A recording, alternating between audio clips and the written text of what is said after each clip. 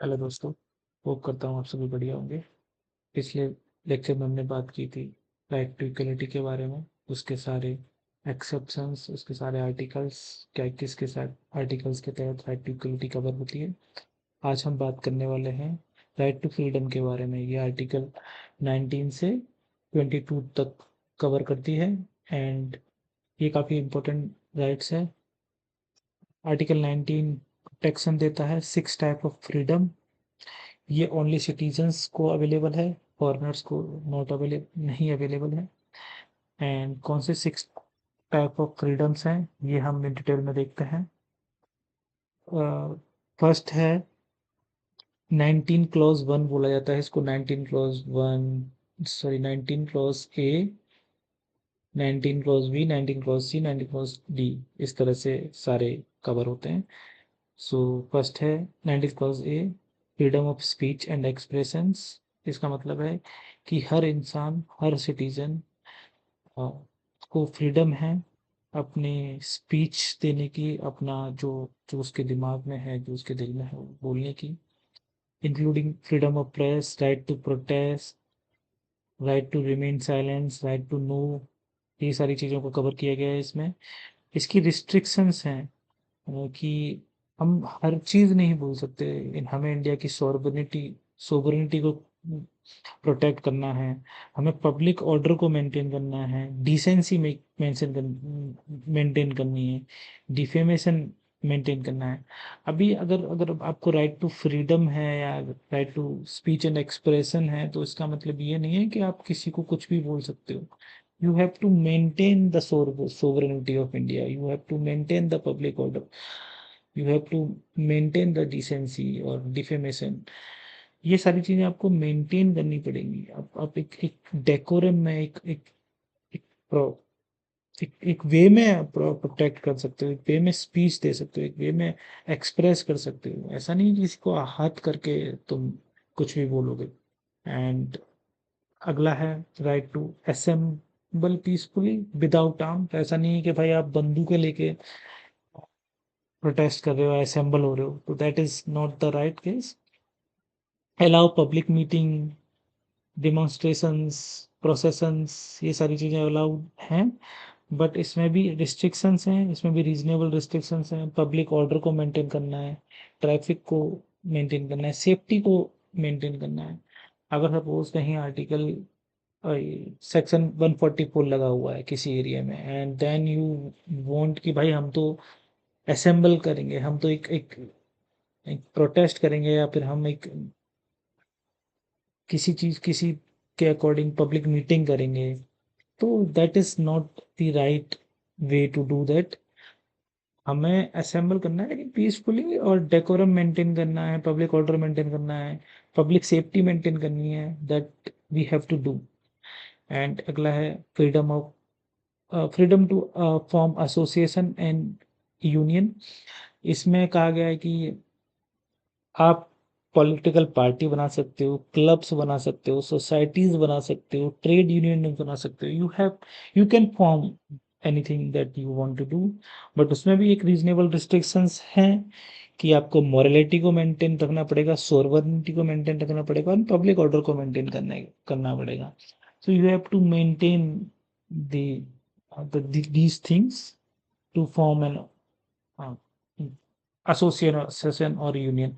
एक मतलब like constitutional amendment हुआ था, जो 97th कॉन्स्टिट्यूशनल अमेंडमेंट था, जो कि आया था 2011 में। इसके according right to form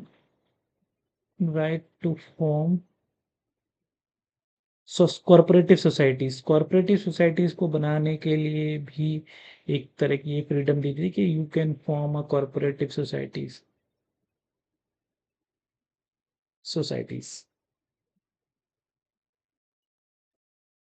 So you can form. अब ये कब आया था? 97 कॉन्स्टिट्यूशनल अमेंडमेंट एक्ट 2011 के अकॉर्डिंग। एंड अगला है freedom to move freely throughout the India. तो आप कहीं भी मूव कर सकते हो, you can travel anywhere within the country. ये सिटीजन्स के लिए हैं। ये जो आर्टिकल 19 है, ये ऑलरेडी मैं बता दिया कि ये ओनली सिटीजन्स को प्रोवाइडेड है।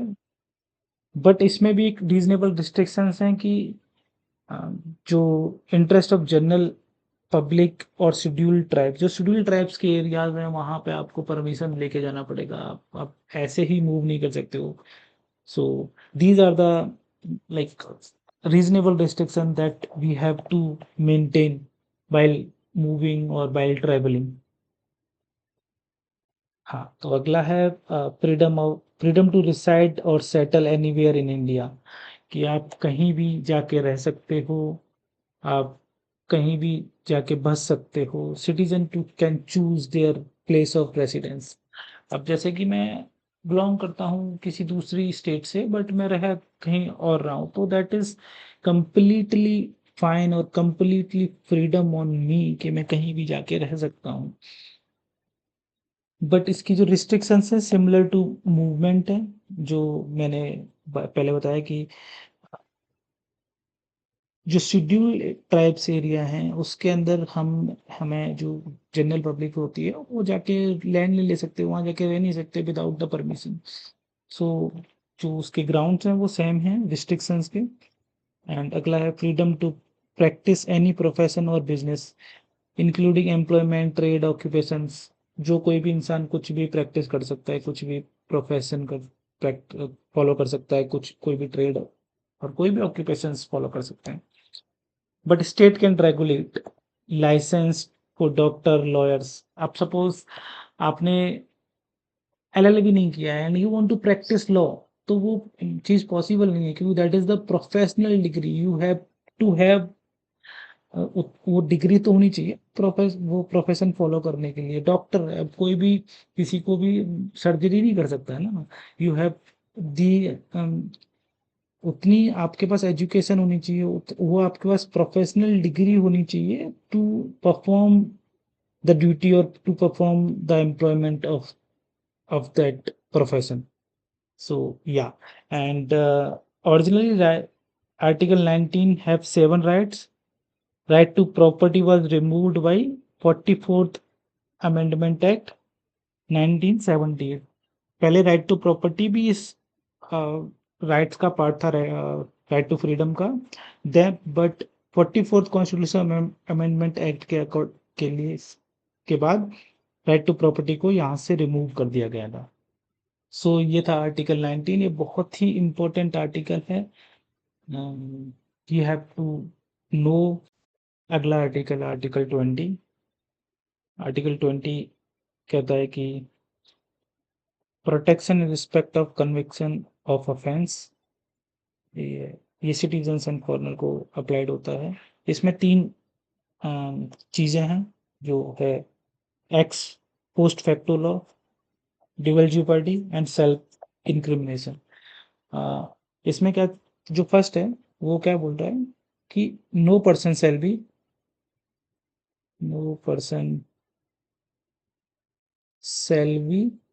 convicted of any offense except for violation of a law in force at the time of the commission of the act changed as an offense। Suppose कोई लॉ है, कोई लाइक आपने कोई crime किया है, but at the time जब आपने जो क्राइम कम्यूट किया है उस टाइम पे वो क्राइम था ही नहीं, वो बाद में क्राइम बना है, तो उसके लिए आपको ऑफेंस आपको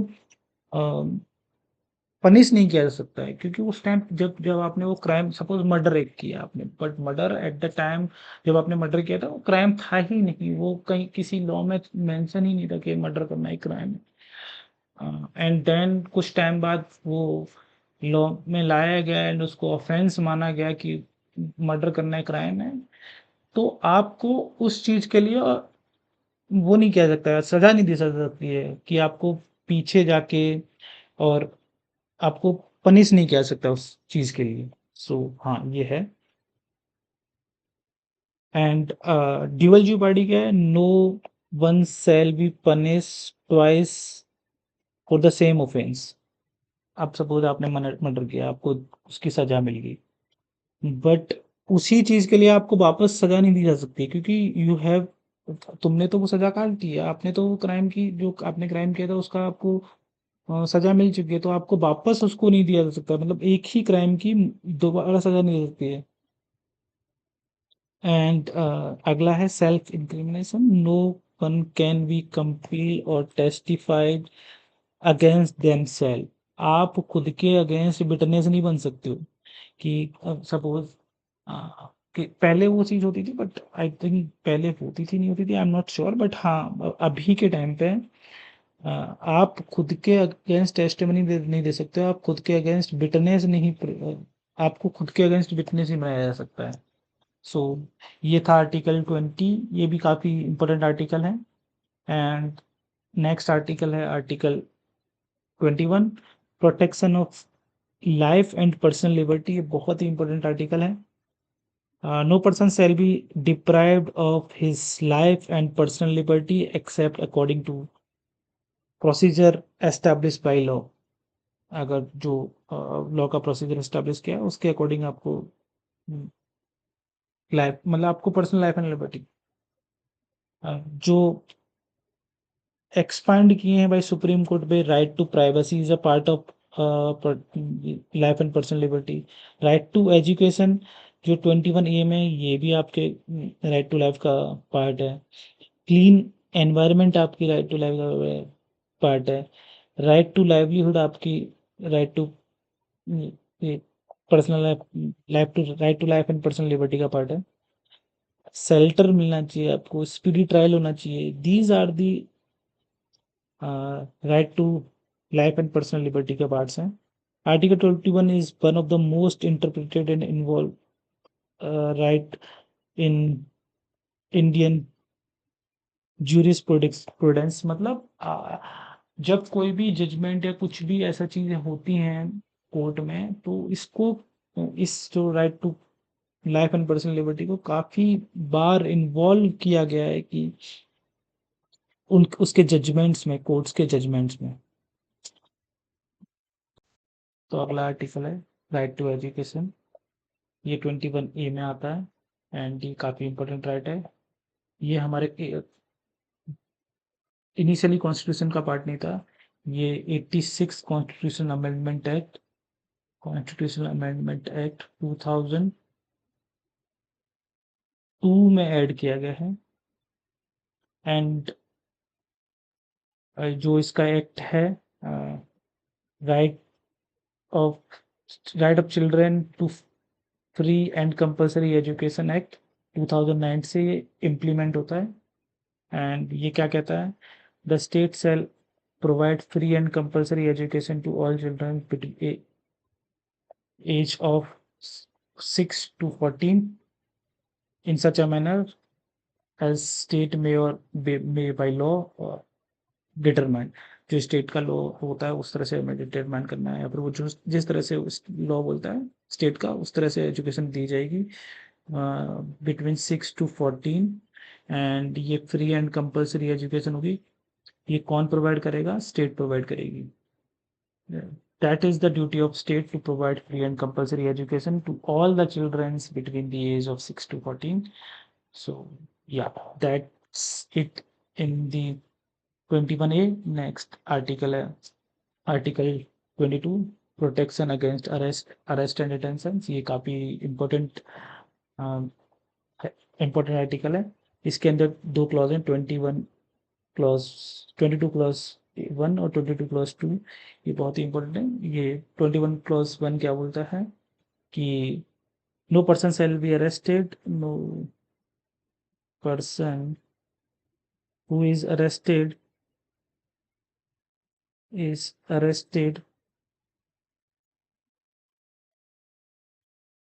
shall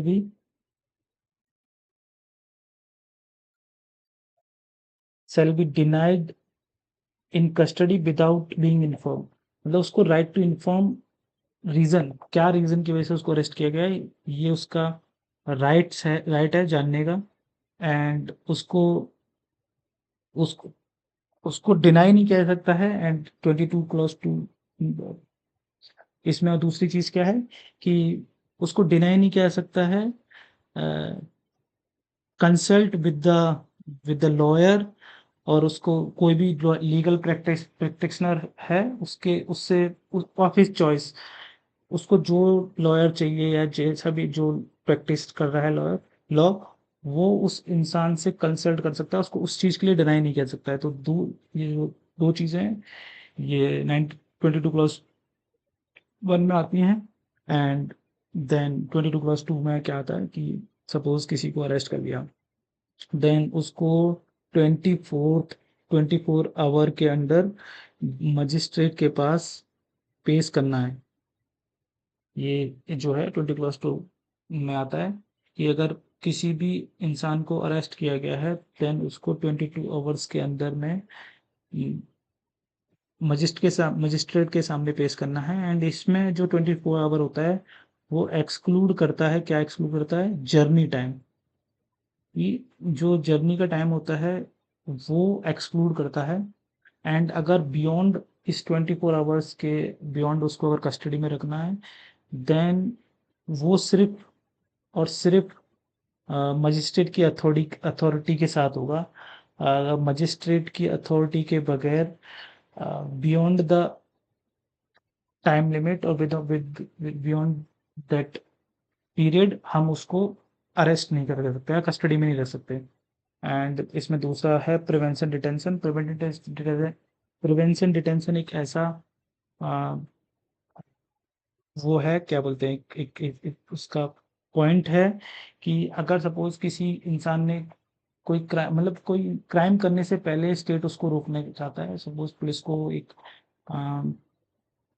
सूचना मिली या फिर उसको पता चला है कि कोई इंसान है वो कमिट कर सकता है कोई भी क्राइम, तो उसको रोक पहले से ही रोकने के लिए प्रिवेंशन डिटेंशन का एक प्रोविजन है जो कि हमारे आर्टिकल में है, हमारे कॉन्स्टिट्यूशन में है।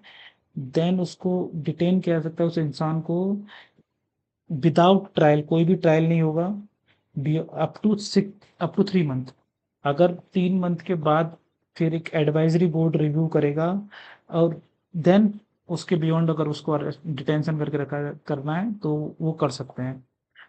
देन अगला है राइट, जो है इसमें राइट वेरी, जो ये जो राइट्स हैं प्रिवेंशन डिटेंशन के, वो वेरी कर सकते हैं फॉरेन नेशनल्स के लिए अंडर स्पेशल लॉ, एनएसए जो लॉस वगैरह होते हैं। तो स्पेशल लॉस की मतलब फॉरेन जो नेशनल्स होते हैं उनके लिए थोड़े और लॉ अलग होते हैं, उनके लिए कुछ अलग चीज़ें होती हैं। एंड जो प्रिवेंशन डिटेंशन का जो है, जैसे अगर सपोज प्रिवेंशन डिटेंशन वाले जो लोग होते हैं उसके उसमें ये 22 क्लॉज 1 और 22 क्लॉज 2 मैंने जो बताया था वो अप्लाई नहीं होते उस उन इंसानों पर। मतलब उनको 24 आवर्स वाला या फिर उनको उसकी प्रैक्टिस उसके अकॉर्डिंग्स लॉ, सॉरी, वो देना, मतलब लाइक क्या बोलते हैं, वकील देना, वो सब चीज़ें लीगल प्रैक्टिशनर देना, ये सब चीज़ें उन पर अप्लाई नहीं होते हैं। एंड ये दो चीज़ें, ये दोनों और किस पे अप्लाई नहीं होते हैं, एनिमी एलियंस पे अप्लाई नहीं होते हैं। एनिमी एलियंस पे जो हमारे सिटीजन नहीं है, एलियंस पे अप्लाई नहीं होते हैं। एंड या I think that's it for the article 22। I hope आपको समझ में आया हो। आई नो कि मैं थोड़ा पहले से इम्प्रूव हुआ हूँ, मुझे ऐसा महसूस हो रहा है, पर ओवर द टाइम मैं और अपने आप को इम्प्रूव करूँगा और अच्छे से समझाने की कोशिश करूँगा। आप मुझे मेरी क्या क्या तकलीफ हैं या फिर क्या क्या, मतलब मुझे कहाँ इम्प्रूव करना चाहिए, वो बताएं, मुझे मोटिवेट करें। Thank you so much for watching this video. And video को अगर पसंद आए तो वीडियो को लाइक करें एंड शेयर करें एंड सब्सक्राइब करें चैनल को। Thank you so much.